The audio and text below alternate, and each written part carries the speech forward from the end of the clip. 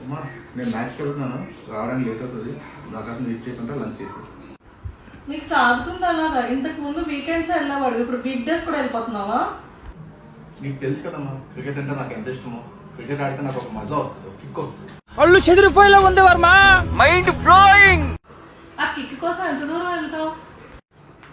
ఒక 20-25 కిలోమీటర్స్ ఉంటుంది. రాను పోను పెట్రోల్ కి ఎంత అవుతుంది? 500 అవుతుంది.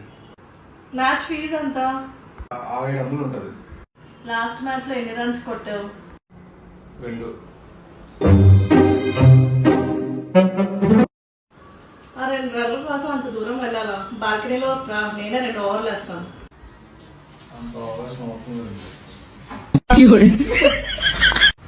కొన్ని 3, కొన్ని 4 వేస్తాను. No.